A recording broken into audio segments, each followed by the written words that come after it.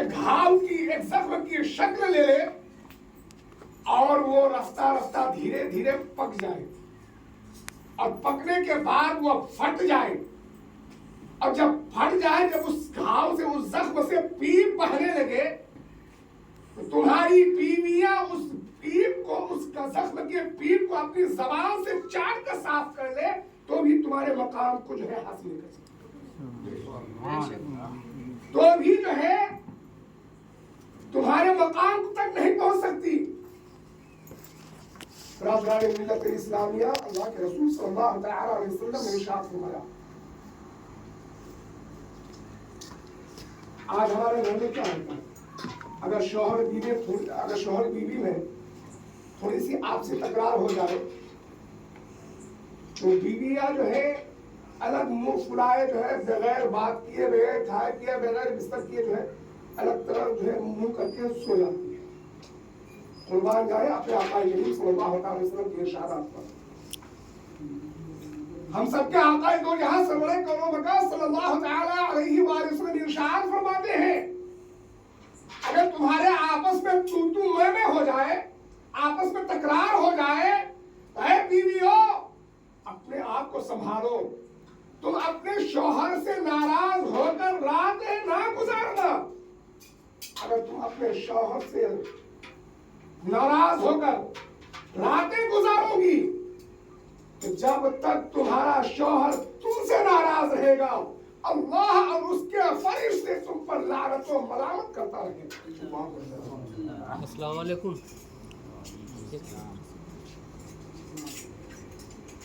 اللہ اور اس کے فرشتے تم پر لعنت و ملامت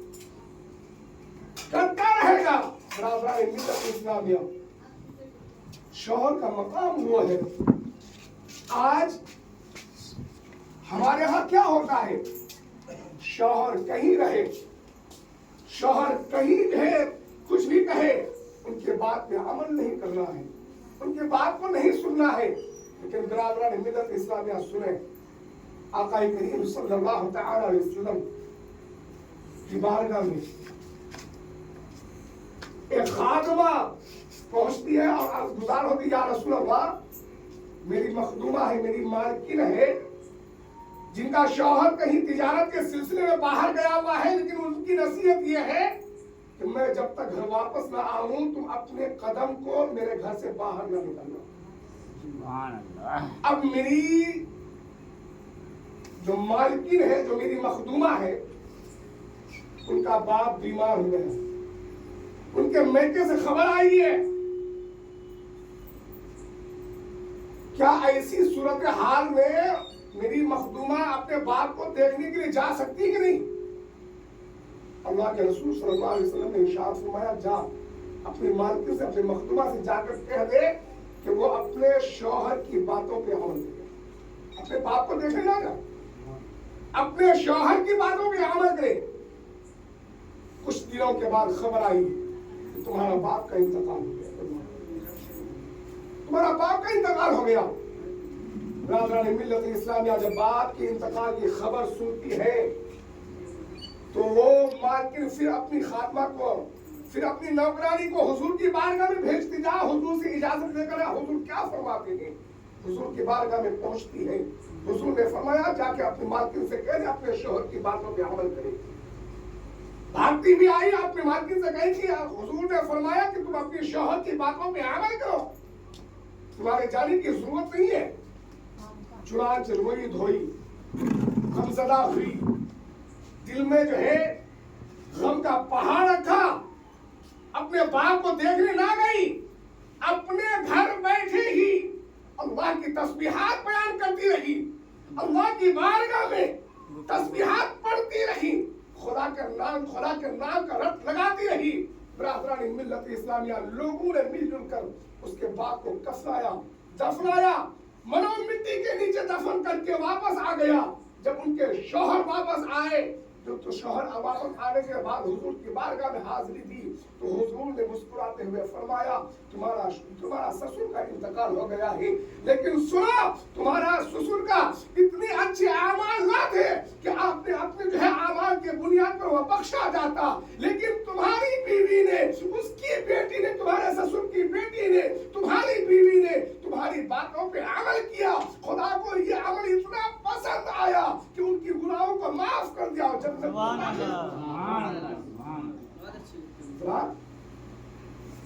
سسرال اور میکے میں کتنی دوری، اوپر کے منزل میں سسرال ہے، نیچے کے منزل میں میکہ ہے، لیکن آج ہمارا حال کیا ہے؟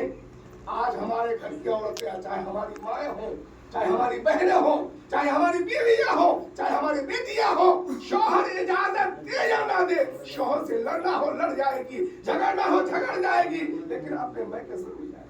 یا اپنے شوہر کے خلاف ورزی کے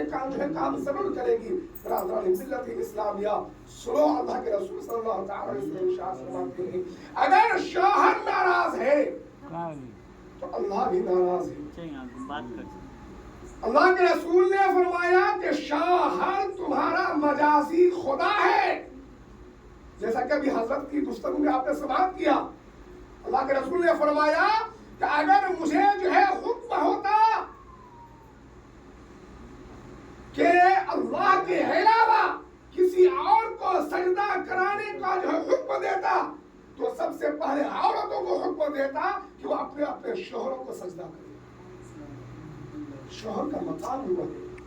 اس لیے شوہر کو مجازی خدا کہا گیا ہے، لیکن اللہ کے علاوہ کسی کو سجدہ کرنا جائز نہیں ہے، اسی لیے ہم سب خدا کی بارگاہ میں جھکا کرتے ہیں، ورنہ جو ہے حکم یہ ہوتا کہ ہر عورت اپنے اپنے شوہر کے سامنے جھکے،